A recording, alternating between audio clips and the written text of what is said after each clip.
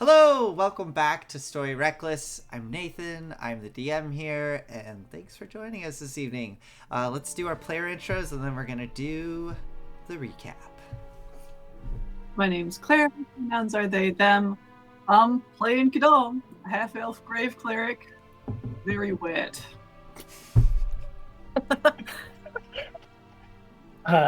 My name is Olive. I use she and they pronouns, and I will be playing Calliope, Air Genasi refugee for the second time in like as many days almost. Or weeks at least. Yeah. How long has it been since the city sank? Good question. It has 12 days? Yeah, I think it's Oh my god, Okay. only? The city fell 7, 8, 9, 10, 11 days. Yeah, the 12th. Yeah, wow. Claire, good job. 12 days ago. Okay. I'm Enyo, they them pronouns, playing Pip, a foolhardy alchemist who only knows how to run and apparently has never met anybody famous. Yeah, before the stream started, they asked me if Pip knew anyone famous, and we just did a quick roll, and no. Anyways, well, let's do a quick recap and then jump right into this. Oh, and I forgot to mention I use he, him pronouns. I forgot to include that part of my intro. But let's jump into this and see what is going to happen as I switch the music to something a bit more sad. Last we left off, our protagonists had narrowly escaped a Flaming Fist raid on the guild hideout at the Cracked Spine. Hiding inside of a new safe house, they managed to get their last bit of rest in, and Calliope and Pip, using some alchemical trickery to create the Skywrite spell, they threw up a message to the populace stating that the Vanthampurs were behind the fall of Elturel. They also reached out to a couple of allies and waited. Kadam, you received a sending from Kaelin Brightwood back at Candlekeep, following up from your sending that you sent him a couple days ago. And he informed you that Silvira Savicus, one of the great readers at Candlekeep, was already investigating the Vanthampurs and Thavius Krieg, and upon finding out your involvement in all of this, asked if you would come find her either at her camp, where the Knoll Front was, or to go to Candlekeep and she would meet you there. You also had a conversation with your sister, Kadam. It seems that the guild has decided to ally themselves with the Vanthampurs and will turn you in if they find you. Stupid decision. None of her kingpins are going to trust her. And Boxer Screws gave you the grace of letting you know all of this and told you that you should leave as soon as possible, as she would need to tell Nine Fingers Keen everything, and gave you a 10-minute head start. She also informed you that Disa, the owner of the Cracked Spine, had been taken into custody and was planned to be publicly executed this afternoon. You all fled using various magics downriver and went into the river veins along the River Kianthar, this network of tunnels that extends underneath Hawk Hill. Duskhawk Hill? Sitting inside this damp cave, you discussed what should be done. And I believe you all came to the tough decision that you were going to head south. That happened off screen, technically. I see. So the audience does not know. The audience now knows. The audience now knows. Yeah, we left off with all of you deciding what to do in this damp cave as Enyo, as Pip, my brain's a little foggy, as Pip sat there igniting a fire in this cave, creating some warmth, all of you huddled around, unsure of what to do. Should we pick up from there then, as we have these kind of final decisions to be made? Yeah? Okay. So as we see you all huddled around this fire that Pip has started, Rhea sitting in silence staring into the flames next to you, we see the four of you huddled there. What happens next?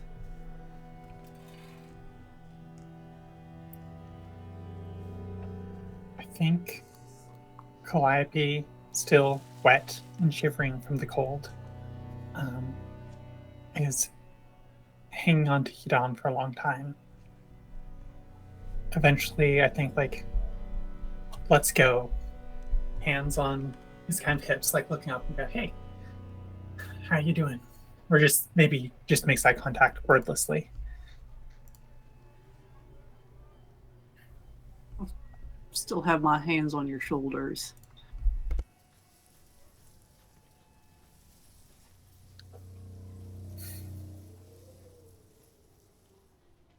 I guess I could tell you all. Nine Fingers King knows about me and Box of Screws, and my crew knows now too. They were the ones we were keeping it from, really. She's my sister. She's my big sister. Oof. And God, she loves me. And I love her. And I don't know if I'm ever going to see her again.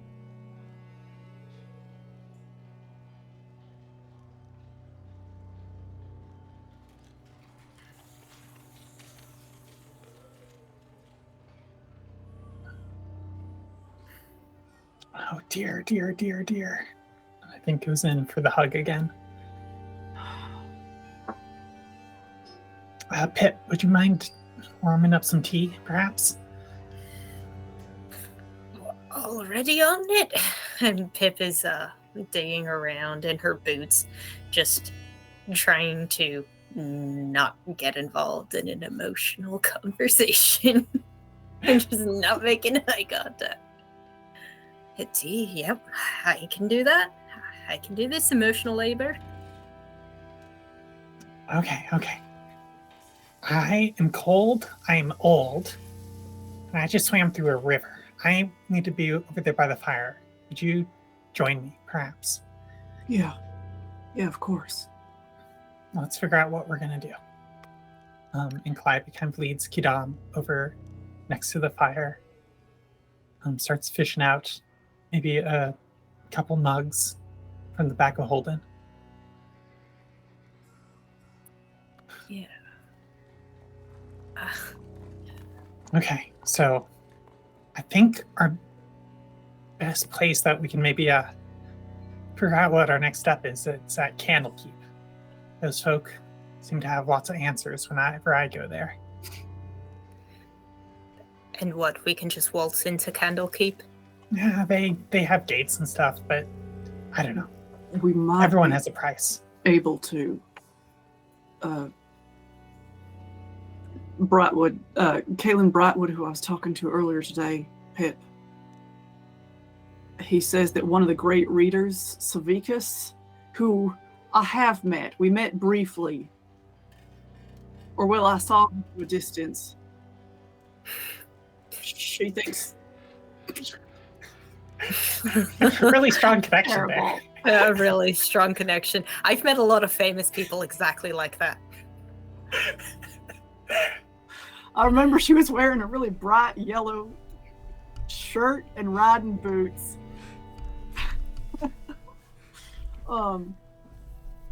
No, she wants to talk to us. All right, great. We have an appointment. Let's catch our breath here, maybe warm up a little bit, and then start heading south, huh? The Duke. We can't just let the Duke stay here loose on the city.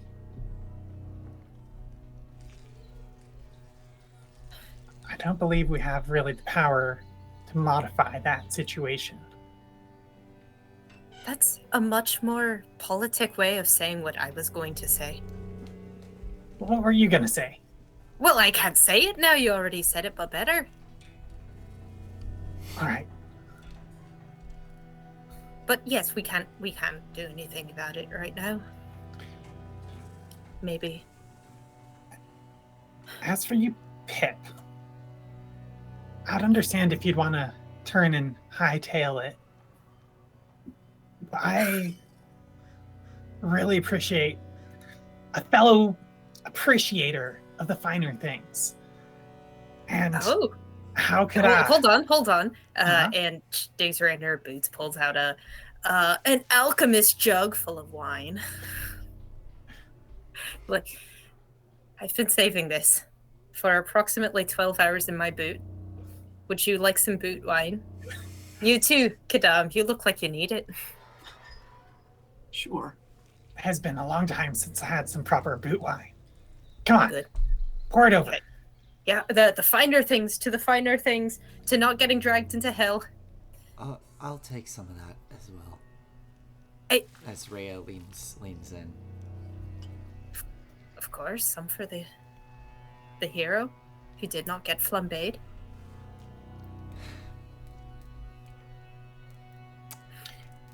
Is that what I'll be known as from now on?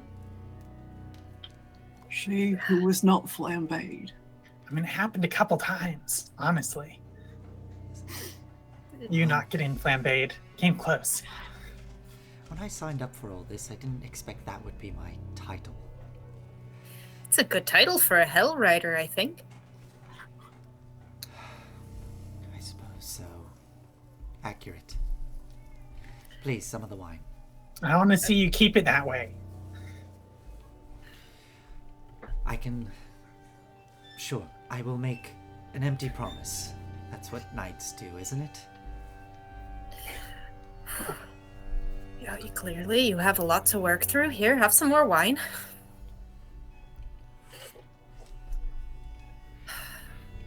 I am going to stay with you. I don't know where else I'm going to go. What else am I going to do? I hear Nashville's nice this time of year.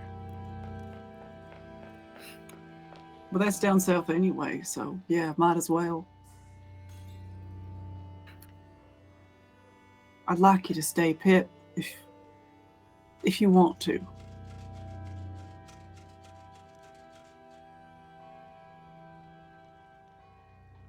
You make me laugh.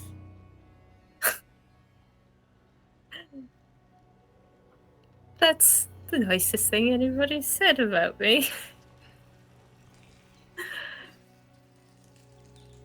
I don't really want to die, but this is honestly, despite everything, kind of the most worthwhile I've felt in a very long time. And I would like to come back and to off Duke Vampire eventually with you. Hey, and then after that, Excellent. I'll take you and show you my favorite park over in El Terrell. After we... Oh, so all we're back also going to bring El Yeah, Terrell yeah, back we're going to up. do that. Okay. Yeah, That is the plan. I would love to show you it. It- I know someone there. We play Dragon Chess in the park every Souls Day. Is that a D&D day? I forget the days. Souls Day? Oh, as in like days of the week? There Yeah. aren't actually labeled days of the Souls week. Day. It's a regional term, Perfect. All right. and I think you'd get along famously. Are they a hustler? Sounds like a hustler. I honestly haven't been able to figure that out yet, and I've spent a lot of time with them. There's layers. If you like puzzles, how about it? Another empty promise? I've got armfuls of empty promises. Love it. Yeah. This is great. I'm running. Again, of course. But Yeah. with people now.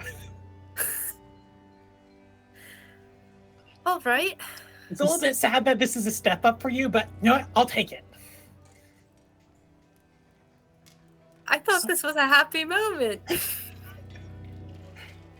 So we're just gonna leave. I mean, Or we Looking can over it, stay you know. here and die. that's We're the not other helping. alternative I see.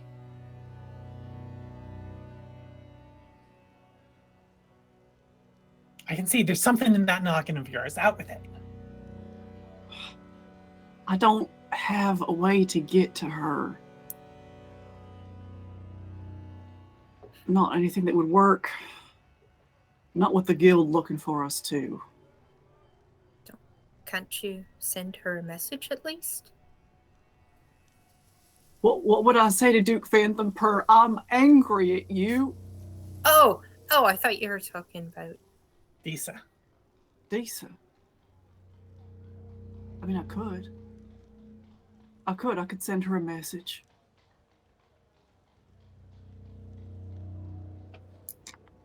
I'm gonna pull out my mirror. Okay. Now, I thought about this earlier, is like maybe we could learn information about what Duke Phantom Per was planning next, but we know now. I'm gonna turn it so that the face is up, kind of, so that everyone can see into it. And I'm gonna cast Clairvoyance. Okay. Where is the sensor going to go? 30 feet above Baldur's Gate, like the gate itself. Okay. Now, just real quick, how long does it last for, the sensor? An hour, An hour. I And believe. what is your intent with this? Like, what are you hoping to nope. see? 10 minutes. 10 minutes. I will. I We will can- probably stick my head out to make sure, like timing wise, that this will work out. I guess. Got it. And you want this to time up roughly with noon? Is that right? With noon. Okay. Yeah.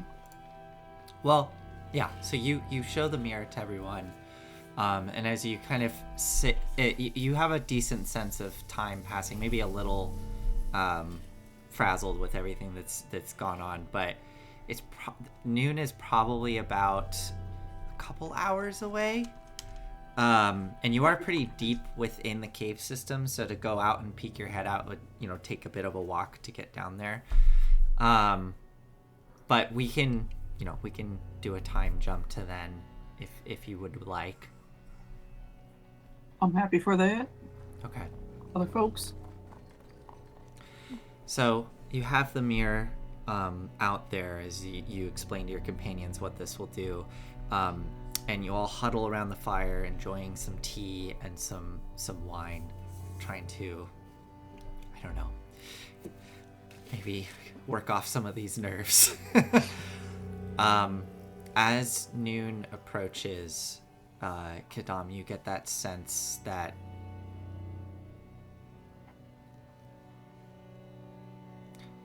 I guess, what do you think? Do you think you would have taken the time to take a stroll and get a good idea of the time of day?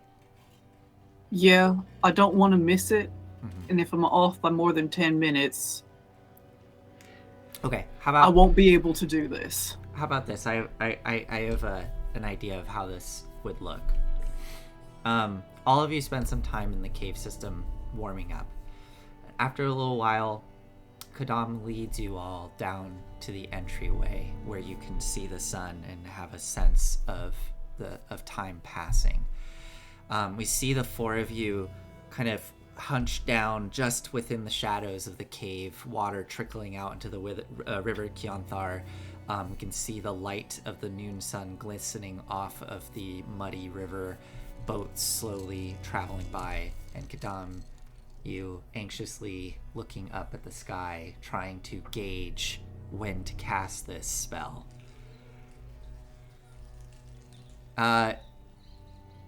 Looking up, you've been here your entire life. You've barely left this place. You are incredibly familiar with the seasons and the weather and how Baldur's Gate functions. And you are able to determine that the sun is directly above at this time of year, meaning it is noon. In fact, I think you hear... Let me see. Yeah, I think you hear very faintly in the distance the sound of bells echoing across the river. Kum, kum, kum, kum, We'll cast. kum, kum. Okay, what does it look like as you cast the spell? I think it's relatively simple. I'm just holding the mirror sunny side up, and it clouds over. And as it clears, we see an aerial view of Baldur's Gate with the steeps on one side and the upper city on the other. Okay, Oh, there's a map. Oh, Nathan. I'll remove those. Oh wait, no, now you can't see, can you? I can see. You can see? Okay, good. Okay. Oh, this makes it worse. No. Oh, jeez. I don't think the audience can see it, though. I just sent us over. Oh, all right. Looking down, actually much like probably the view that we're all seeing right now, high above, looking down on the wall, you can see a huge crowd has gathered out in front of the gates. You see multiple soldiers positioned out in front of the gates, and multiple watch members in their black uniforms up on the walls of Baldur's Gate. And as you're watching this, you see there's a stirring in the crowd. Can you hear through clairvoyance or only see? I get to choose. Right Okay. now I'm seeing. Got it. So this is all visual. There's a stirring in the crowd, and from your vantage point, you are able to tell that there are individuals that are exiting out of one of the towers, the tower on the left side, exiting out of some door and going out onto the main balcony. And you see two fully armored knights in plate mail as they escort out individuals in finer clothing out onto the main balcony, looking out over the crowd. And you watch a very stern-looking woman in a dark dress come striding out in the front of this procession and position herself right in the center of everything, looking out over the crowd. As the crowd is kind of rippling with excitement, you can see the guards themselves pushing the crowd a little away from the gate, kind of gently shoving with shields and batons to make space in front of the gate. And you see hovering above them all a kind of sickly green flame of a small skull just looming above all of the Flaming Fist soldiers. As the rippling settles, you watch as the woman in the dark dress, Lady Vanthampur, extends an arm out to the crowd and is clearly delivering some sort of speech that you cannot hear. You then watch, after about 5 minutes of this as a small figure is pushed out from one of the doorways of the towers and is led up to the parapets of the wall by 2 Flaming Fist guards. She is hoisted up onto the wall itself, and you see them affixing a rope that is attached to a wooden beam that extends out from the stone wall. I will cast Sending. Who are you casting Sending to? Disa. What do you say? Disa, I'm here with you. You do not have to do this alone.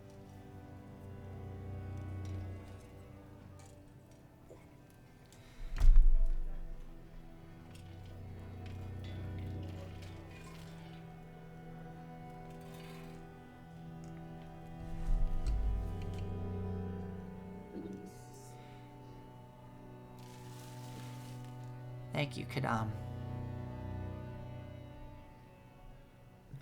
I know I'm not alone. And I know I'll be going somewhere. Somewhere that's meant for me. I'm glad you're here with me. I sure am gonna miss that coffee, though. And as you all look through the image in the mirror, you watch as Lady Vanthampur extends out her arms in kind of a final gesture.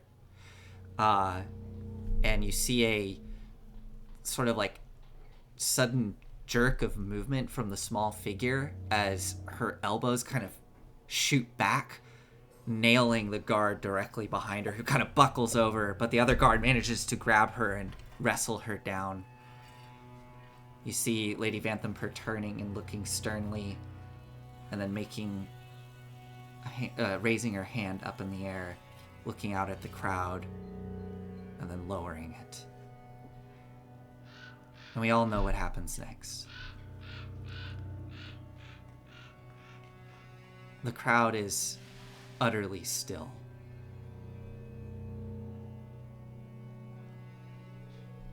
And then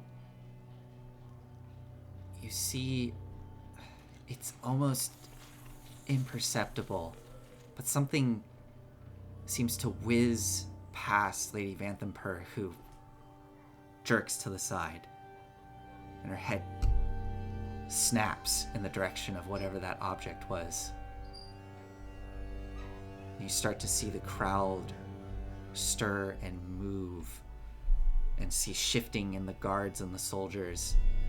And Lady Vanthampur raise her hand once more as you see more guards starting to spill out of the gate. And then you see Lady Vanthampur duck once more as another object, and you start to see objects getting thrown from the crowd up towards the wall as Lady Vanthampur kind of ducks to the side and just turns her back on the entire city and steps away. The other nobles seeming to cower and pull themselves away from the wall as the armored guards up to the wall. The other guards all... You see them pulling out weapons, and the guards down below starting to shove and push the crowd as they start pushing in. And you can just see this city street turning into a roiling mixture of chaos as there is clearly unrest that is burbling up within Baldur's Gate. About this time... Is this something that only Kadam can see, or are we all watching this in the mirror? I really love this flavor that Kadam has presented. You all are looking down at the mirror and seeing this all play out together. Kadam, you feel a hand on your shoulder and see Rhea at your side as she kind of squeezes your shoulder as she just stares down at the mirror. And it is about this time as the chaos starts to boil over and you start to see the Flaming Fist trying to control this crowd with the only way they know how, using violence. The image starts to become fuzzy and eventually fade. As long as Disa decides to keep that connection open, like as long as she don't use 25 words, I will just sit there with her. She's in control of that right now.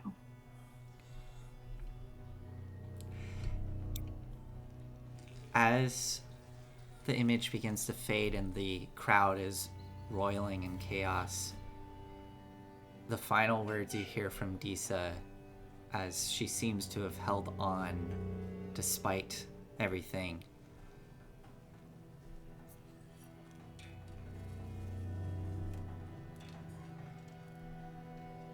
You started something, Kadam. Something that she's not gonna be able to stop. And the image fades.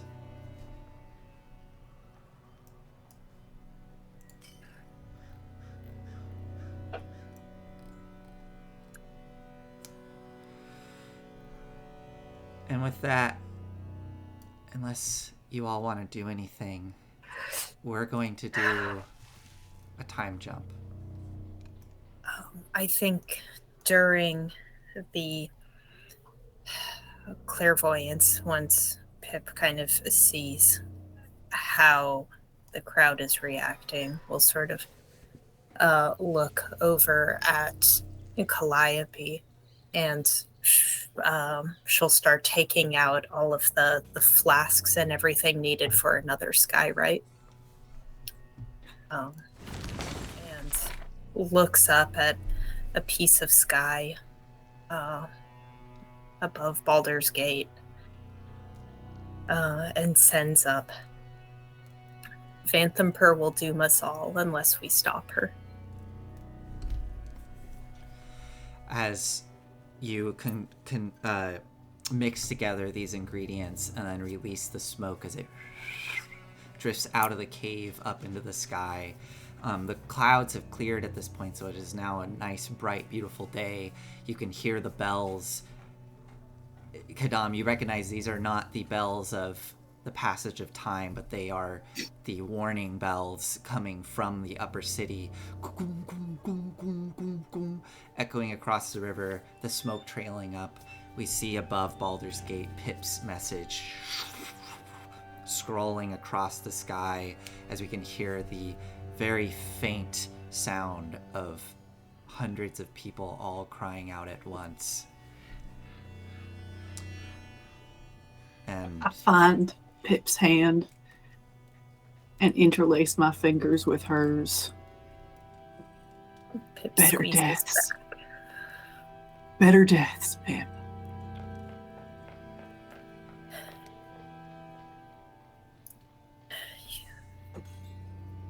You do what you can. You were there for her. Pip is resolutely looking just at the sky. She was the only person who didn't fall for my trick. I paid almost full price. It's and true. with that, Pip breaks down crying. It's true, Pip. It was hard to pull something over on her. She was very intimidating.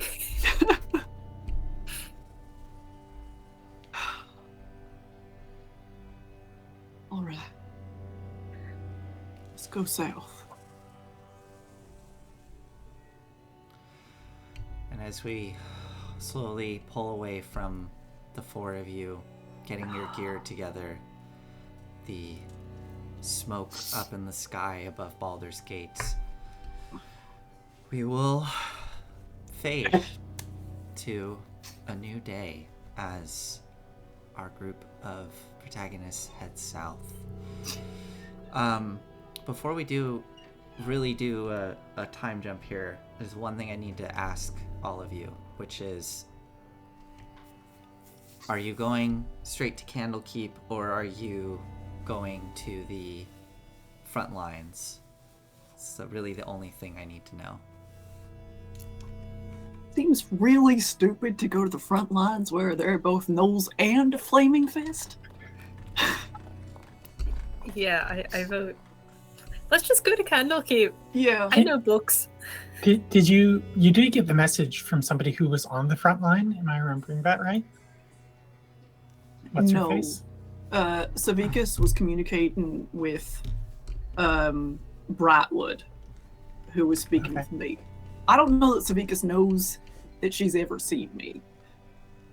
Okay. For some reason, I was under the impression that Savicus was at the front line. She is. Oh. Could we just send her a She's- sending to meet us elsewhere? Yeah, I think her plan was to come back to Candlekeep. Ah, got it. I think it might be wise if the four of us figure out exactly under what conditions we're willing to enter Candlekeep. Calliope, I know you've had good experiences here. I have not, really. Not with the institution. Not with the books. All right. And Can't Pip, imagine not having a good time with books, but that's Well, each their own. they What try do you and have against books? kill me with remarkable frequency. Sorry, Pip, you were saying? No, just I was wondering how you could have an issue with books, and then you answered my question. Yeah. Well, I've never been to Candlekeep, and no books tried to kill me yet. So, but Knowles have, Yeah. and the Flaming Fist have. Yeah. My favorite thing about Candlekeep is how egalitarian it is. Like, when I was there, even I had the most informative discussion with some of the cleaning staff. Like, there's this guy named Stonky. He had all sorts of wild ideas, and really, there's no original ideas. I may have incorporated a couple of his ideas into Big Dummy here, but yeah, you cannot have an uninteresting conversation there. That's for sure. I'm sure So what even I'm you'll agree hearing- with that. What I'm hearing is that you stole intellectual property from a janitor there. Well, we're all sharing. We show up, we bring them intellectual property, they give us the same thing. It's the product of the place. It's a whole experience. I've spoken like a true academic. And you have been hanging around with us, haven't you? Have you ever been to college? What's your academic background? How you know these things? How'd you learn to be an alchemist even? I don't know anything about you. Well, I don't have to tell you anything. I think that's kind of a rude question, just asking somebody if they've been to college. Hey. What am I, a bard? I mean, kind of give off bird vibes, not gonna lie. Well, it's because I'm a satyr. We're sort of born with it. And as this conversation is happening, as you are packing up all of your things, we will fade to a dusty road extending outwards through a sort of sparse chaparral, and far off in the distance we can see a ocean with a rocky coastline and a large, almost birthday cake-like collection of towers rising up from the coastline. It's gonna take you about 8 days to get there because you do not have horseback or anything. So I'm going to mark this off on the calendar. And I don't necessarily want to play through it all, but I would have contacted my Ada, Okay.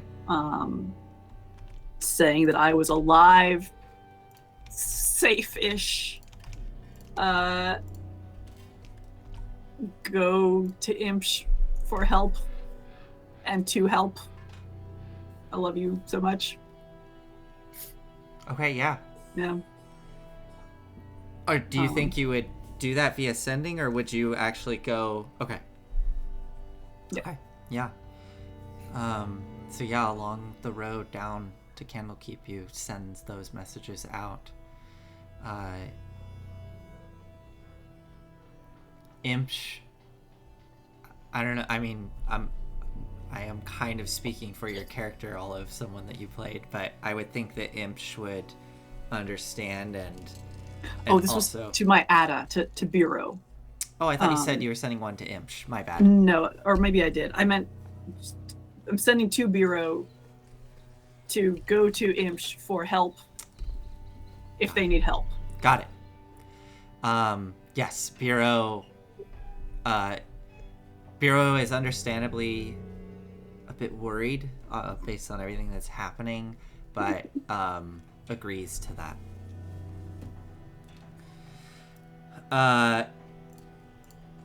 And yeah, as you all head south to Candlekeep, the journey is a bit tense. You find yourselves having to travel probably... I guess, yeah. I mean, I don't know. Do you think you guys are traveling at night or traveling during the day and just keeping an ear out for anything that might be coming your way? We're not going to play this out. This is more for flavor. Pip is absolutely wearing a disguise and has offered to make disguises for everybody. Awesome. I'm trying to decide whether or not Calliope is riding Big Dummy, because it would be a little bit weird to be riding this mech, and I don't know if it's actually built for like such long distance. Yeah. Like that was like, you know, that was a long-term plan, but like Yeah. it was more like short campaigns. Unless we could like disguise Big Dummy. You know, you can make it look sort of like a janky horse. That's a big. What if we just are, you know, several hundred yards off of the road and Yeah, traveling through the country. Yeah. But no, the road's right there. It's so much harder to walk out here. Come on, like it'll be fine. And like Calliope, I think can actually handle walking for long periods of time because she is like really light and like an air genasi. Yeah. So it's almost like she's like skipping along the ground sometimes. Awesome. Yeah. Though she complains about it. So, you know, we have our Lord of the Rings montage travel sequence of the four of you walking down the dusty roads, helicopter shots swinging past as we see the four of you going down. Nighttime evenings in the brush and in the trees with the faint little fire burning between the four of you until eventually we see that single Lion's Way, the small road leading off to Candlekeep heading west, and the four of you, as the sun is setting, approaching its walls, which are illuminated in pinks and reds from the setting sun. And at the gate, Kadam, you... God, is she there? Let's find out.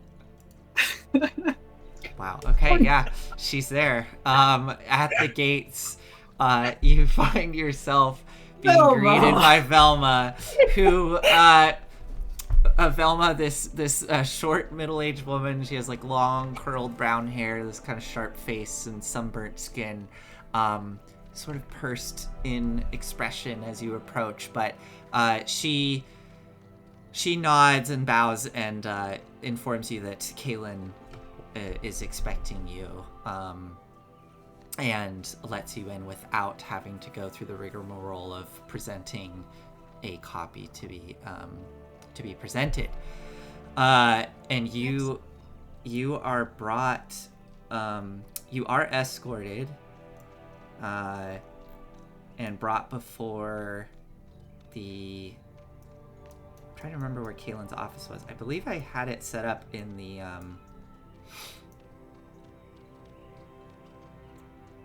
Temple of Agma is where he was that's based. where we met him previously. Yeah. So yeah, you were brought into the Temple of Agma. It's a relatively simple building, but a relatively small building compared to everything else around here.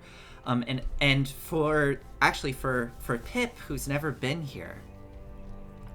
So Pip, approaching Candlekeep, you see these massive stone walls rising probably, I think I said they were a good 30 feet up, with a huge gate, and there are 5 individuals that are stationed at the front, standing guard.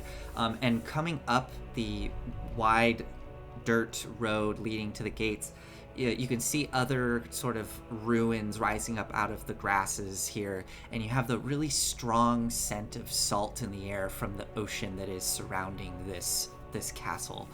And behind the walls, you can see just beyond the walls, there is this collection of towers that rises up in this chaotic sort of cascading pattern that goes upwards that looks like a overly decorated birthday cake filled with candles. And approaching the gate, you can see that there's small little groups. Actually, no, not with what's going on. There are no people out front. There's the guards out front, and that is it. And these are these robed individuals wearing these, I forget what color their robes were, but they're wearing these long, elegant robes, purple robes. And one of them clearly knows Kadam, who is this woman, Velma, who lets them in and lets you all in. I think Calliope gives Velma a big wink. yeah, that's okay. Yeah. I think Velma. Hey, long time no see. Good to see you again. Calliope. I knew you'd remember me.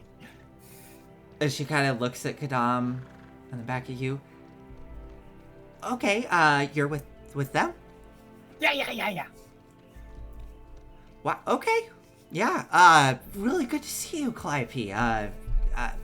Hey, you get to come in this time without, providing payment. It looks like. Oh, you're too kind. Let me repay you with a drink, maybe, after you get off. I'd love to hear how things have been here.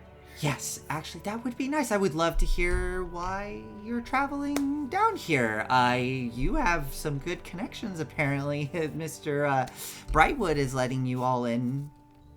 Just apparently you all have some big information. But I would love that. I'll meet you at the hearth. I'd love that. This evening? Sounds great. Perfect. And as you all are let within beyond the walls, Just to be a little unkind, I will lean over to Vilma. If Lovelace shows up, she's with us too. I will check in with Brightwood about that. But of course. Okay, go take him to the temple. Yes, I'll be here. And you are led in beyond the gates. Stepping inside, Pip, you find yourself in this absolutely massive courtyard. Beautiful cobblestone extending far out in front of you. A good,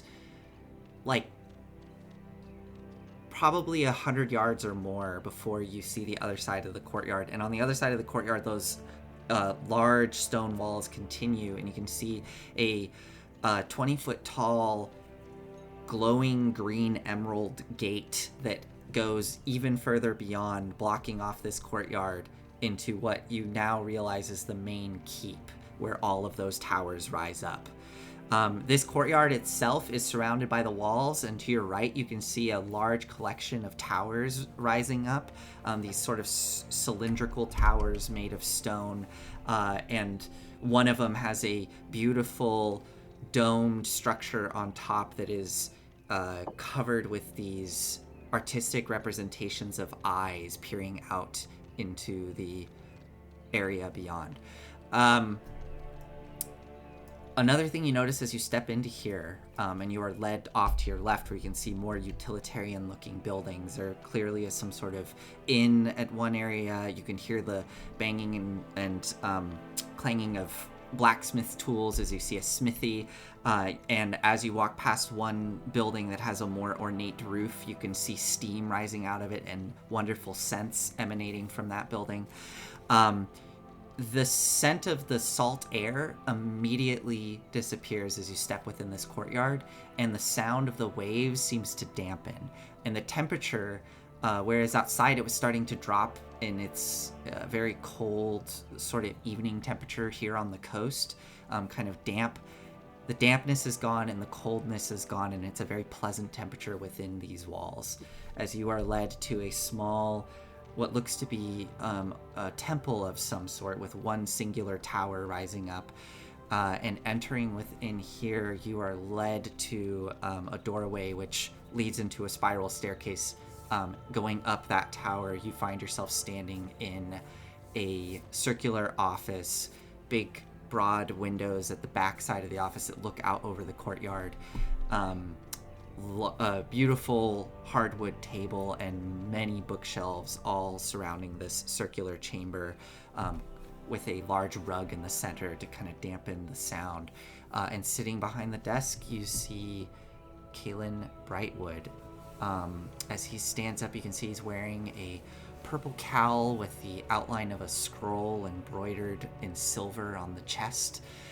He has a very wizened face with deep laugh lines and a well-trimmed silvery goatee, and he has a pair of spectacles on that he currently is taking off and setting down on the desk to look over you all, and sees you there. Kadam. Ah, Kadam! You made it. We did, Mr. Brightwood. He kind of squints at Calliope. You've been here before, haven't you? I'm hard to forget. Yeah. Yep. Ah, yes, I remember you having a heated discussion with Stonky. Yeah, where is he? I'd actually like to catch up with him, too. Do you know where he's working these days? Well, unfortunately, Stonky is no longer with us. No. What happened? He was a bright young man, going great places. He had some radical ideas. I'm not entirely sure, to be honest. He was found with a model tower embedded in his forehead. I'm sorry, that was a bit graphic. Murdered here in Candlekeep. Well, there was... He was... We're still looking into it. Maybe this place has changed. It has, actually. We're dealing with quite a bit right now. Anyways, Kadam, thank you for coming. Let me let Sylvia know that you're here. One moment, if you please. And his eyes kind of glaze over as he looks off into one part of the room away from you all. Sylvia, Kadam and company have arrived. I believe you wish to speak with them. We'll be expecting you shortly. She should be here any moment. Just, would you like anything, some tea or anything to eat? No thank you, but these are my other friends, Pip and Rhea. Oh, pleasure to meet you all.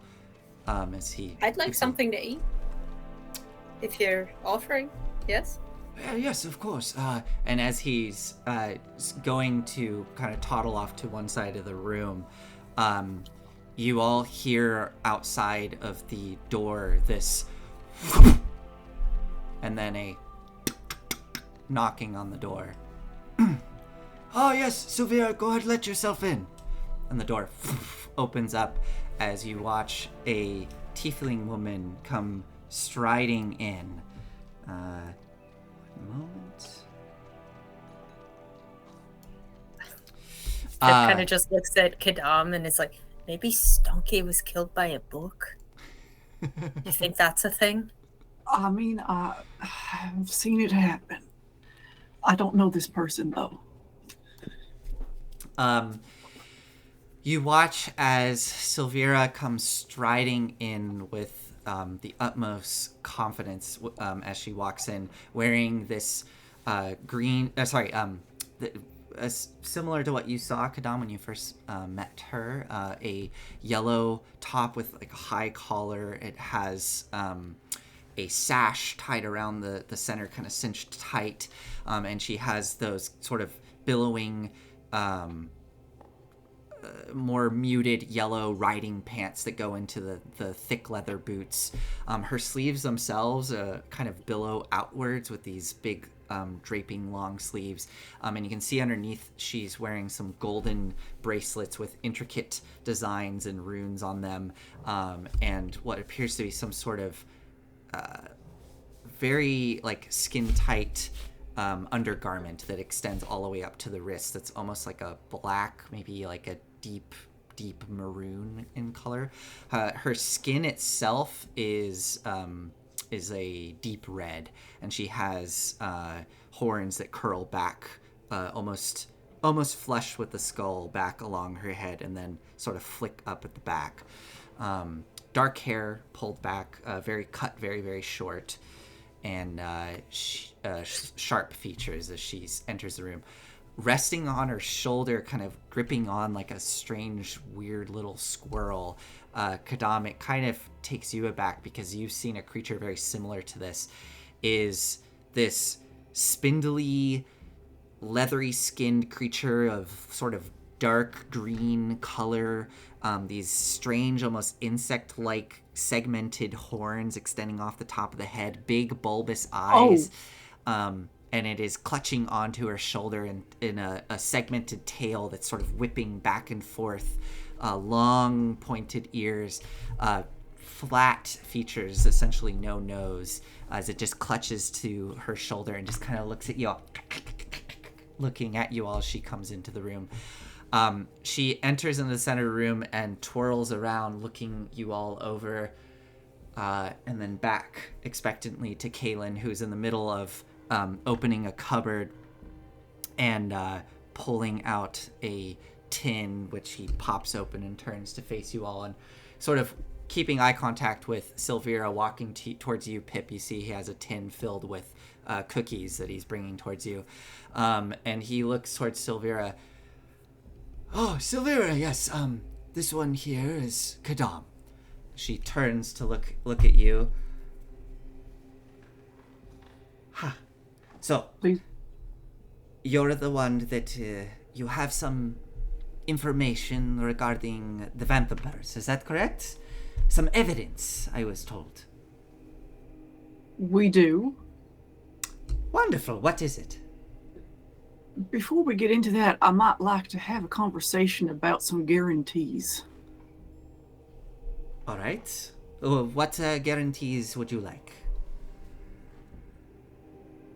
How much communication has there been between the Fist at the front and Baldur's Gate? Well, they have the usual runners that go back and forth. It appears to mainly be strategic in nature. We've been hearing reports within the past 8 days of some unrest and riots occurring within the city, but we're very focused right now on executing a plan of attack against this Gnoll incursion, which is very curious to me, as I've noticed that they are not like the Gnolls I've seen in this area. But anyways, is that does that answer your question? Sort of. There's I look over. no magical means of communication, if that's what you're wondering. I appear to be one of the only high magic users within their ranks. They have some, You're a member of the Fist. No, sorry, I misspoke. I'm merely helping them because I find this Gnoll incursion, whatever this is, them being riled up, and they are multiplying like it's unreal, really. I'm more there to observe and to offer assistance, as they are quite dangerous. Look over at Mr. Brightwood. He's settled in behind his desk at this point and kind of leaned back in his chair. I told you that we would have trouble leaving the city alive. Yes. Well, you're here now.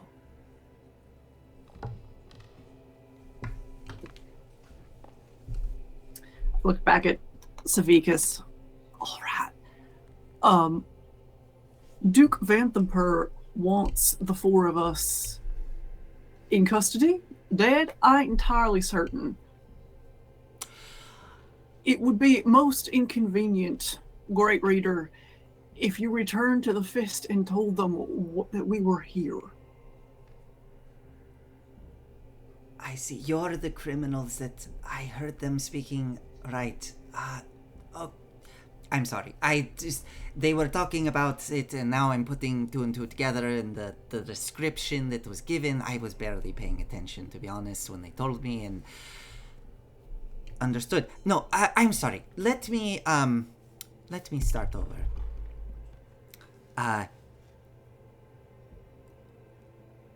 have been looking into Thavius Creek, and Baldur's Gate for quite some time now. I suspect that there is, I've seen evidence of increased activity in the worship of devils, and I've had my contacts giving me information about the goings-on within Baldur's Gate and the problems with the Dead Three and the problems with the Dead Three at Elturel, and I suspect there's some connections there, and most importantly, I suspect that Thavius Krieg, which I believe I was informed by... yes, you had already interacted with Thavius Krieg, and I believe Kaelin said that you had evidence that he was connected to all this. The first time I met Thavius Krieg, the whole thing about the Creed Resolute just stank to high heavens with devil trickery. It didn't sit well with me. So I've been looking into it for a number of years, trying to find evidence and build my case to, bring him down. But unfortunately, I was too late. I did not get it all together. You didn't meet my contact, it seems. Fallister Fisk. I lost contact with him quite some time ago. Haven't even been able to reach him with sending. Anyways, I have no love for the Vanthampurs, I have no love for Thavius Krieg, and I am a curious woman, and I am one that would like to stop anything like cities being dragged into hell from happening again. Can I make an insight check? Yes, you can.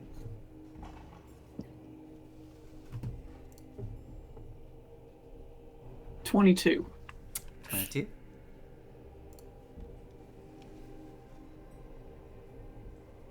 She seems to be entirely sincere. She is not...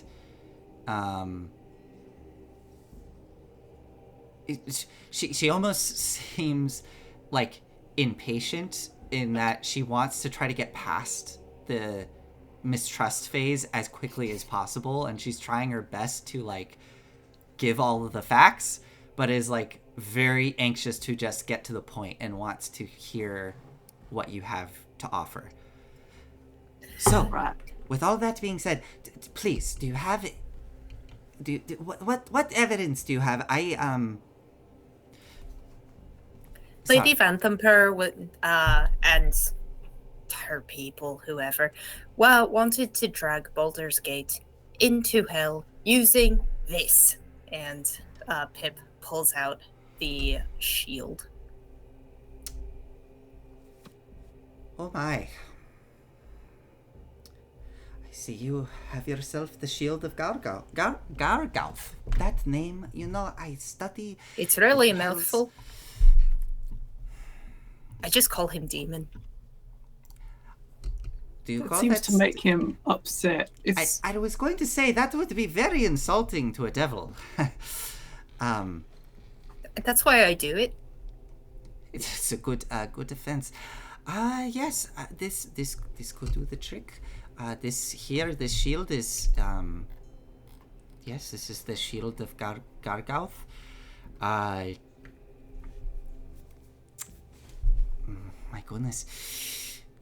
I will also pull out the vials of liquid that we have not yet identified, the coffer that Thirstwell had, and Thavius Krieg, and I forgot we had. Did you cast Gentle Repose on the heads? Yeah, or they I have they would just- have. Okay, yes. okay, Yeah, okay. yeah. Thavius Krieg and Amric? Amric's Oh my head. god. Oh, Emmeric's bald head. Had you been probably anywhere else within Candlekeep, you would hear gasps and cries of shock.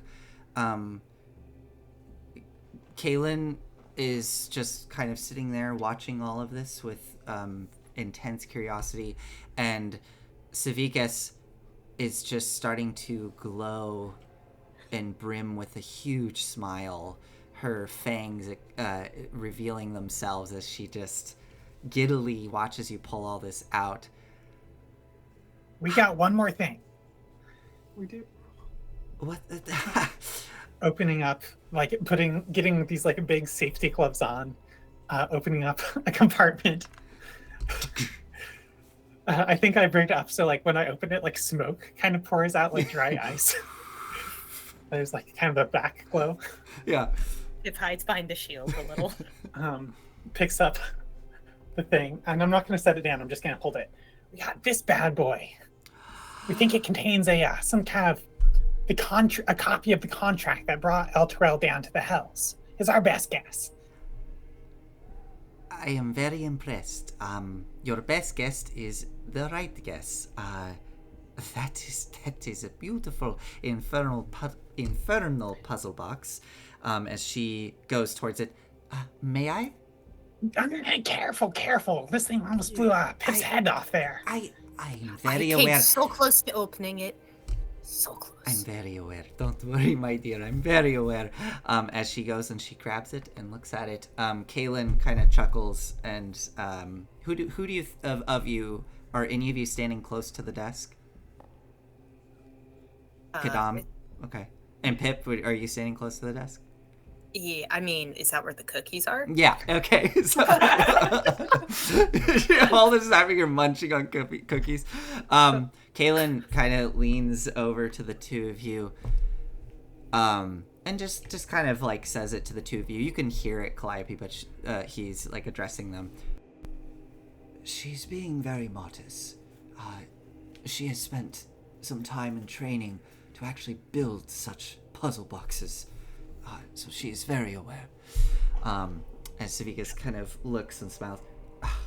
Kaylin, yes. That doesn't explain how you know this shield and this puzzle box and what's inside it. Well, I'd like to hear your side. I don't know what is inside it. I just suspect that there, in all likelihood, there is a contract within, as that is what they are most typically used for. And she puts it into a satchel at her side. It just kind of disappears for a moment. I would like all of the objects to remain visible, please. Of course. And she sets it down. Don't set it down here. I got it. All right. It's all right. It's perfectly safe to hold. It's just if you spend time with it trying to solve it, that's when your head explodes. Yeah. If you just leave it around and mess around with it on your desk, you just like absentmindedly like start fiddling things. This is what I do. This is the only way to stop myself from doing it. All right, So it goes in the box. We should really go to my office. I could help you in trying to open that, and I would very much like to see what is inside of it. I would like to see you open it. Pip takes the cookies. Thank you. She turns It's to just you. like being passed around. Like it got passed from Calliope to her, then back to Calliope, now to Pip. then to her. She turns to you, Kadam. Is that all right with you? Yes. Also, as she turns to you, Pip, have you already bonded yourself with that shield? No, not yet. Why?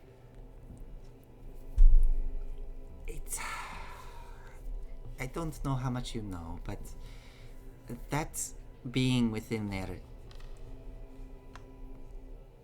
very long ago was sent here, or at least it found its way here into the material plane, in order to corrupt mortals. This fiend was very, very good at this, and it was so good it managed to start to amass a small following, even to rival some demigods. With this following, it started to grow in power, and well, let's just say, as far as I can tell from the stories, that someone got a bit jealous, Asmodeus, and well, how the mighty have fallen. Anyways, I would be very careful with that shield. I believe it has the power to corrupt everything around it. And I suspect that's partially why things have gotten so dire within Baldur's Gate, with so much violence and bloodshed and chaos. I could be wrong. It could just be, us mortals being the way that we are eventually, and so on. But I would prefer to lock that shield away somewhere within our vaults to keep it safe. Probably put it within a extra dimensional space so that its influence cannot spread throughout Candlekeep's walls. I have an extra dimensional space in my boots.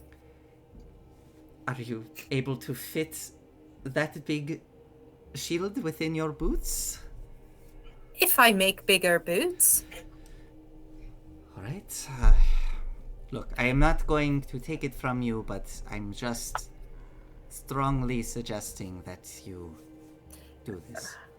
Right. That it can Here's try and crush here's the me. thing. Here's the thing.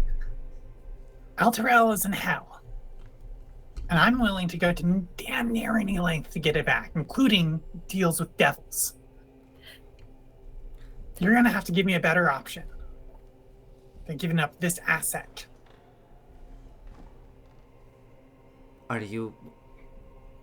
What is your current plan then to help Elturel? Well, come to Candlekeep and figure out a plan to help Elturel. Very well. Why don't we start with opening this box? Sounds fantastic. I'd love to see you do that. I will give you the honor of carrying the box, and I will just walk. The heads and the rest, perhaps put them back, and we bring them out. Kaylin, it was wonderful to see you. We must catch up sometime. Toodaloo. As she turns and starts to walk out the door. Wait, real fast. Could I have your autograph? Are you saying that? Who are you saying that to? To the great reader. Oh, to Silvira Savikas, the tiefling? Yeah. She turns and looks and narrows her eyes looking at you. Make a persuasion roll for me.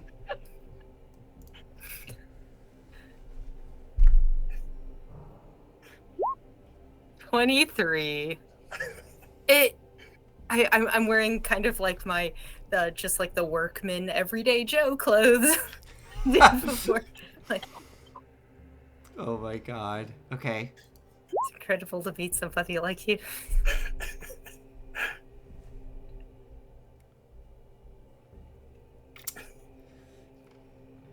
I should know better than to give out my autograph to a Fey-touch creature such as yourself, but Would you like to be Fey touched?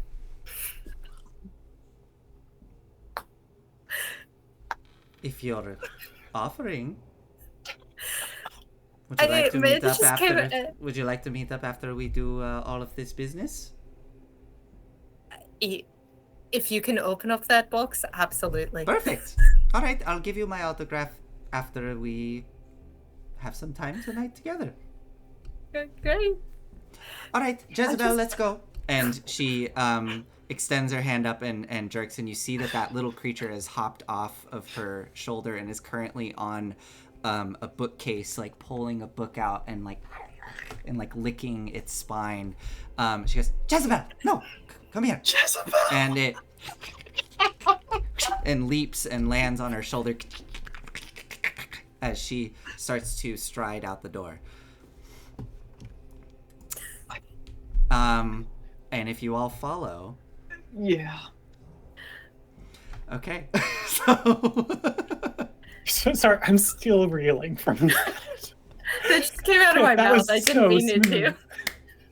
They touched. Oh my god. Ooh. Jeez. I'm gonna get that autograph. Yeah, so she is one of Whoa. one of 8 great readers. Wait, 8? Yeah. I think it's 8 of them. Yeah, 8. She's one of 8 great readers. I'm sorry, what's her name again? Hi, everyone. Whoa, what is happening? We're What getting is this? rated. Mythos Morning? Y'all just missed the best Yeah, it's pickup got line rated. I think I've ever heard. Whoa. Oh, awesome. Hello. Oh my god. Whoa. Hi. Welcome to Story Reckless. We're so happy to have you here. We're playing through Descent into Avernus. Thanks for joining us. And yeah. Our character Pip just got scored a date with Okay, no, play that back for me. How did that go down just now? Oh my god. Well, Silvira Savicus, the Oh, that's her name. Hold on, let me write that down. Yeah, that's important. Yeah, that's important for what just happened. Silvira Savicus, the great reader of Candlekeep, expert in the Great Wheel of the Plains, has just offered for all of you to go back to her office to unlock this infernal puzzle box, and Pip, the satyr, wearing a big hat. Actually, you can see the art there. That's what Pip looks like. Pip just man, what did Silvira say? Silvira said Pip asked Silvira for an autograph, and Silvira said, what did Silvira say? Oh, Silvira said, I should know better than to give my autograph out to someone that is fate touched.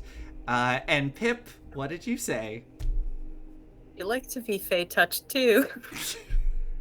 Which Silvira accepted and said, well, yes, that sounds nice. Would you like to join me after we do all of this business? Perhaps we can get to know each other a bit better.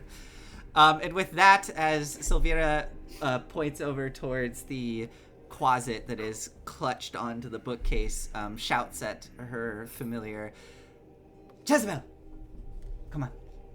Let's bring our new friends to our office. As Jezebel leaps and lands on the shoulder. And you all exit out of Kaylin Brightwood's office. Kaylin gives you a wave as you all exit, going down. Oh, you're quite welcome, Kadam. Still so sorry about what happened with Lovelace. Just wish things could have gone differently. Yeah. Yeah, me too. Oh, Silvira? And Silvira stops and turns. Yes, Kaylin. Just be careful with all of those things running around. I'm quite aware, and I think we can handle ourselves. All right, this way. She leads you all down the stairs, going down the stone steps, exiting out into the Court of Air, this massive cobblestone courtyard. She leads you across the way towards a massive glowing green emerald gate. Approaching the gate, she does a quick hand wave towards the guards that are standing there. You see more of the purple-robed monks residing there. And approaching the gate itself, another thing that you are unfamiliar with, Pip, as you approach, you can hear this rhythmic chanting of multiple people like chanting in unison, emanating from beyond the walls where you're headed, where all of those great towers are. And you in fact realize that some of it is coming from some individuals up on the wall that are very slowly and methodically walking along the walls, robes drawn about them, hoods up, and they seem to be just chanting very slowly and methodically as they walk along the walls. As Silvera waves her hand, the guards step aside, and the gates seemingly start to open on their own, revealing beyond a beautifully manicured landscape of twisting staircases of stone and stone pathways winding their way through gardens and flower beds and all manner of plants. And as she jauntily walks through and leads you up one of these staircases, you find yourself going through this utter maze of stairways and paths winding through various towers of all manner of construction. And in the center of it all is a massive structure of stone walls and pointed roofs with various towers extending up, and one central tower rising above all the rest that seems to just be faintly glowing at the top with this almost like faint moonlight coloration. It looks just as good as it does in all the postcards. It does, doesn't it? It is one of the most remarkable places I've ever been. I just love coming here.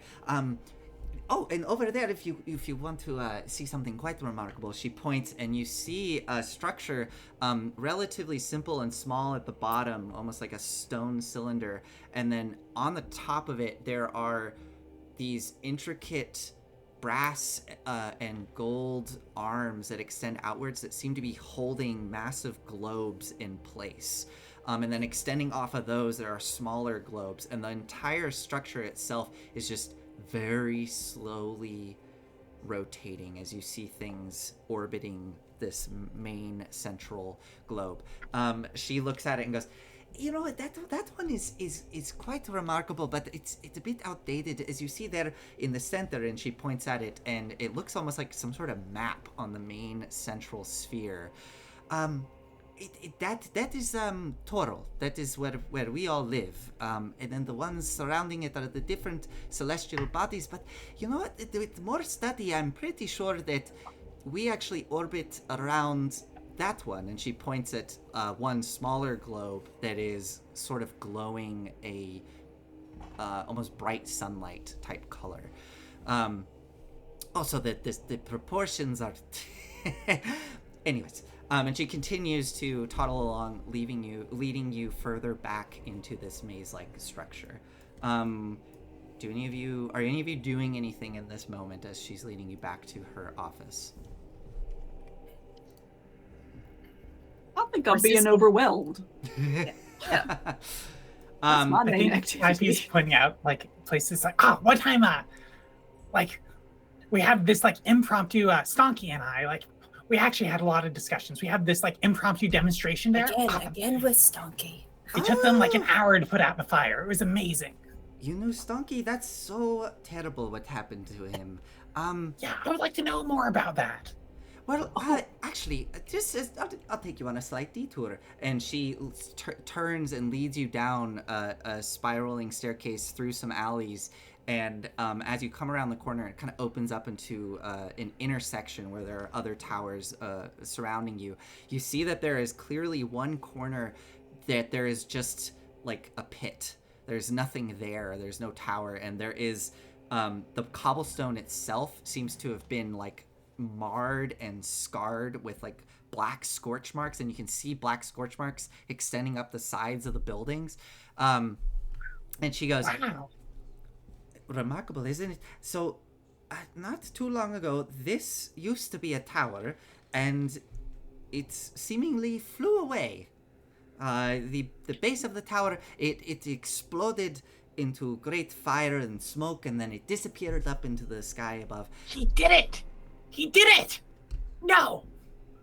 He told you of this? I knew he had wild ideas, like, you know, but you talk. We all have dreams, right? We all have dreams. You're planning on opening up like an impossible infernal hell box. Stonky wanted to just like, you know, get up in the air a little bit. I thought it would never work, but like he had some very promising ideas about like, you know, like propulsion systems.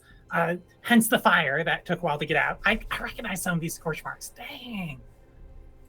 Well, yes, apparently he was able to do such a thing. It was magnificent to behold. How did he convince y'all to get the funding for that? Oh, he did it entirely illegally. He No! did it behind everyone's back, and it caused quite an issue. And now what a legend! Now there's quite an issue now with these strange mechanical creatures that are running around and causing issues with everyone. No, he did that too. Yes, apparently. I mean, that's quite. You have lost. Let me tell you, you have lost your greatest mind in the last century. That man. Wait, there's a lot of them. Do they make more of themselves? It appears that way. We've been having issues getting rid of them as they seem to be reproducing themselves. Yes. I have been working on this problem for the last 30 years. Well, if you and have Stonky, some this person who does it illegally, I have the entire backing of El Terrell behind me, and I have these crude prototypes. No offense, little dummy. If you have some extra time within Candlekeep, you're more than welcome to try to apprehend one of these things on your own, and perhaps you can help us with this problem, because they are starting to become a bit of a nuisance, and they're going to be. This is only the beginning of it. Anyways, let us move along and head into my office. She zips off and takes you to the far back of the complex, surrounded by all of these various structures. This is like a college campus on steroids. It is just like a hodgepodge of buildings, all of different architecture and different degree of gaudiness, and some being very plain and utilitarian. You eventually find yourself, though, standing before a great tower made of dark basalt. And on top of it, you can see iron structures kind of pointing upwards like a strange sort of abstracted hand with 9 points. Could you ping the map? Yeah. I believe it's not quite right, but it is this structure back here. So it's more of a box on the map. But I picturing it more as like a sort of geometric tower rising up. Probably with 9 sides, and then going up with the 9 points on top. And as she leads you in, you find yourself in a great big sort of like angular hall with stairwell, kind of 2 stairwells crisscrossing as they go up the center of it, and you can see multiple doors leading into various rooms. And she goes, this is my department. We study all things of the lower planes within here. I primarily focus on the 9 hells. But let me take you to my office, as she leads you up and up the stairs, all the way up to the top, where she opens a door and lets you into her office. Silvera, just one question before you open this box, and I'd love to see you do it. How do you break contract with the devil? That is a excellent question. There are numerous ways of doing it. You can find ways. You would have to find the original contract itself, read through all of the stipulations, and within there'll usually be language, although albeit very difficult to decipher, that will explain how the contract could become null and void, or how the contract could be concluded. Many ways like that. Sometimes it's as simple as if one of the, let's say you were to completely eliminate the being that created the contract on its home plane of existence, then it would cease to exist, and then therefore the contract would be null and void, because there would no longer be anyone to collect. Good luck doing that, though, if if this contract is made by one of the archdevils, but yeah. All right, Calliope, there we have it. All we need to do is kill, what was her name? Zoriel? Good luck with that. As she opens the door, and within, you can see that the office itself seems to extend out a little ways from the tower, and there are big angular windows at the back looking out onto the ocean beyond, which at this point the sun has set, and you just see the glistening of... There actually is no moon right now. It's a new moon. You just see the sort of inky dark waves below and above the stars twinkling. The room itself is much like Kalen's, has floor-to-ceiling bookshelves in pretty much every wall that is available that are all just filled with tomes and books. And then there is another corner of the room that is filled with all manner of strange baubles and alchemical concoctions. There are various instruments in different parts of the room. There is a big work desk set up that is incredibly messy, and the room itself is immensely messy. There are things just stacked up in areas and bits and bobs sort of scattered about the room. As you all Nice place. go into the room, she immediately... Quite nice, isn't it? Back there is the bedroom. And she points, and there's a door that leads into something else. We can go look at that later. And she turns and scurries off to a big alchemical work area, and sort of gently puts a hand out as Jezebel hops on her hand, and she extends it out, and you see this like very strange sort of like tower thing that's like built out of branches and wood that Jezebel jumps onto and then starts to go and scrape the wood itself, which you can see is just covered in scratch marks. And she goes over and starts rooting around and then pulls out a small vial. All right. May I have the puzzle box?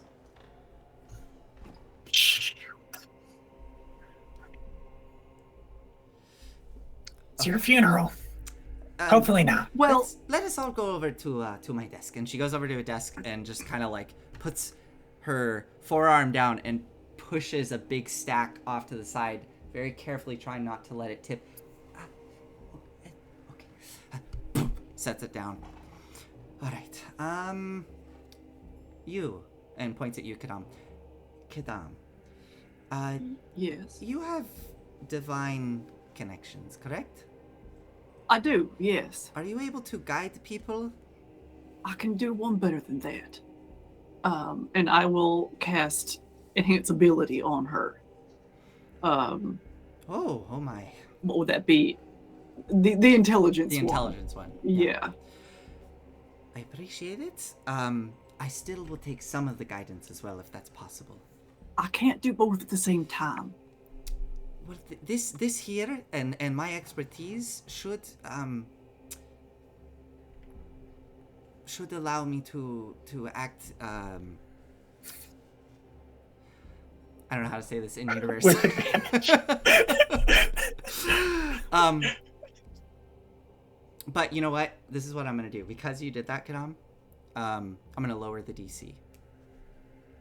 From you casting that spell, I will lower the DC for her because she has this expertise with this particular artifact. She's built puzzle boxes before, and she's using this tool that would have given her advantage, but instead I will have the DC be lowered. Oh, I see. Yeah.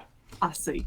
But I don't want. I like the idea of you instead channeling that that more powerful magic for this. So, all right. Well, with that, and she takes the vial, pulls the stopper off, and drips out this oily black fluid that drops down. And she quickly picks up the box and gets in very close to watch as you see the fluid almost as if it has a mind of its own. It starts to dart through the various grooves, and she watches as it traces out in intricate... I have a question. Yeah. Is this black fluid kind of like the fluid we found in the vials also in Thirst Wells? Kind of, but it's different. It has a... Okay. It has a similar color in that it is a dark fluid, but it seems to be a bit more oily and like less viscous, like Okay. Less- So it's not the same thing. not the same thing. And she watches it dart through all the various grooves. She goes, and she starts to trace the path that this fluid took, pushing the various pieces into place, following it. This takes some time as she sits there intricately moving through all of these things. I'm going to have her roll with advantage her investigation check. Here we go.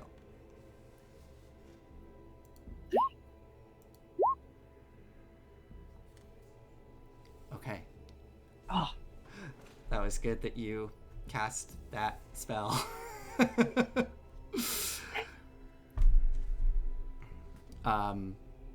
Because of her expertise, the DC was already a little lower, and then with that, it lowered it even more. So it's...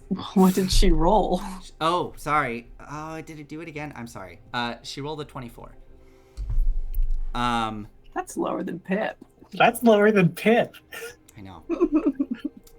The DC... Yeah, I could have done that. I DC did do that. The DC normally is 30. Because of her background, it was already lower.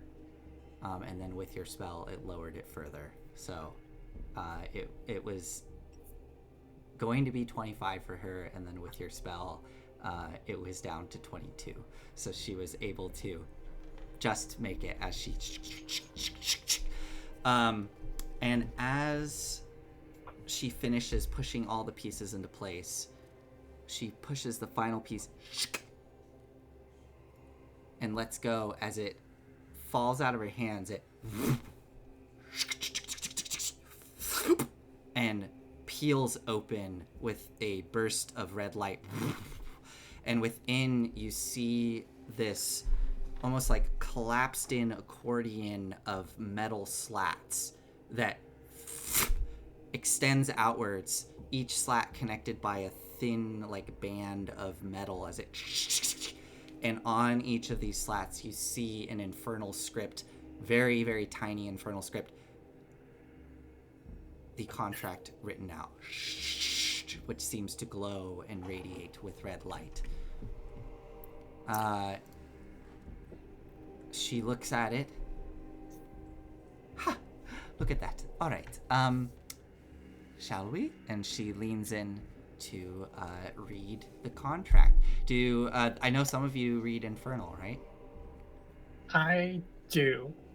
So Clarky's like, yeah, I'd love to see this. Okay. I think... Here, I'm gonna put this in our chat. Why don't you read this for us as we finish up tonight's stream? I will put it... I'll put it in this chat. Olive, there you go. Is that good? Which one is this chat? Sorry, our chat that we use outside of the stream. Got it. This is bollocks, Calliope. You have to teach me how to read this. Yeah, I mean, I tried a little bit on the trail on the way down here, but I don't know, reading. It quickly what does it say? It quickly becomes apparent that Calliope, for all of her learning and stuff, is not good at reading for long periods of text. She'll get distracted and try to go on tangents. Got it. But I think she's able to focus enough, and y'all keep redirecting her enough to read this. Be it known to all that I, Thavius Krieg, High Overseer of El Terrell, have sworn to my master Zario, Lord of Avernus, to keep the agreements contained in this oath. I hereby submit to Zariel in all matters and for all time. I will place her above all creatures, living and dead. I will obey her in all my days, beyond and beyond, with fear and servility. I recognize the dispensation of the device, called the Solar Insidiator, hereafter called the Companion. In my capacity as High Overseer of Elturel and its vassal territories, I acknowledge that all lands falling under the light of the Companion are a forfeit to Zariel.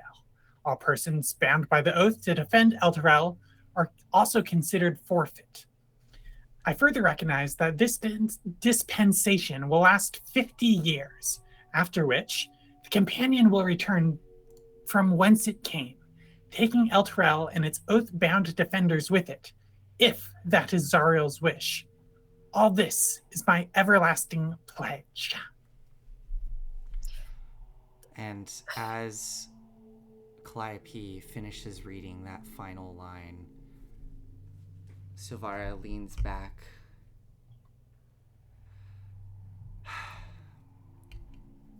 Well, there it is. Sounds like the contract is already over, to be honest. There's nothing left to break. Except that it ends after 50 years. Know that Elturel will go to hell in 50 years. Yeah, and then the contract ends. It does not say that. Is that not what it is? This dispensation will last 50 years. And then the Lend-Lease thing ends, and it takes everybody back. I mean, it sounds like there might be more fine print further on that talks about like what these oath-bound defenders are exactly. Yes, this is definitely a copy of the contract. Perhaps the original has more detailed language, but I'm not seeing anything in here that would, unfortunately, lend you any specific help on how to help your city. You could always go there. That could always be one way to do it. You said you'd be willing to make deals with devils. Why don't we talk to Thavius? I like that idea. Ask him about it. I don't have the ability to do that, but I imagine that you do. I do. We could prep ahead of time this time so I don't ask real silly questions. Why don't you bring our friend out for everyone, and then we'll see what he has to say. Time for a good old-fashioned seance, and Pip starts pouring everybody wine.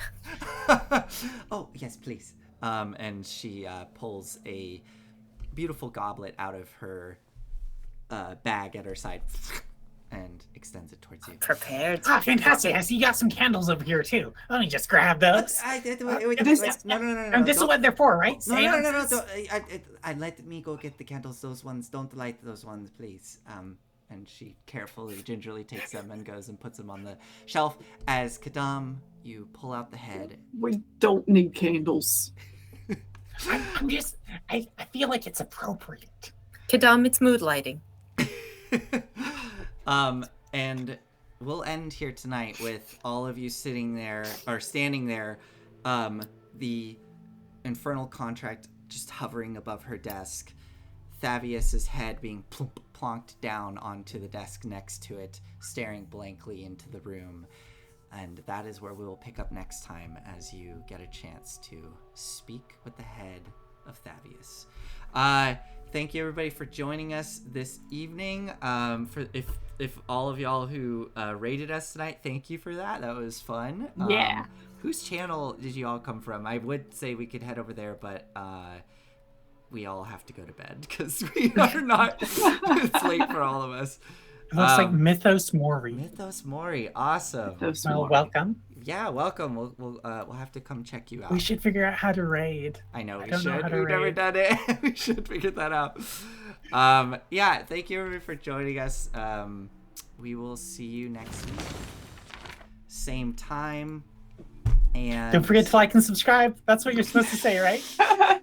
You are supposed to say that, yeah. Follow, like, and subscribe. We have YouTube. We do We have actually. Instagram. We have all those things. The links are down there. We should be better about that. We're so bad We about should. that. Yeah. Oh, I'm putting the links in the chat. I'm doing it. Thank you, Olive. Thank you, Olive. Yes. Yeah. Honestly, though, if you could do that, that would be super nice. Yeah. But all right, we're gonna go. Thank I'm so you. excited for our double date. Oh my god. I Oh. can't believe that. You all can level up. By the way. No. Yeah. We could either roll. Let's. Do you want to just wait to roll hit dice until the beginning of next stream? We can just do that. I'm a 'Cause it's coward. late. I don't roll hit dice. You what? I'm a coward. Oh right, yeah, that's don't right. You roll do hit you dice. do average. Let's just wait till next stream. All right. All right. Thanks everybody. See you Good night. next week. Have a good night. Bye. Good night. Oh.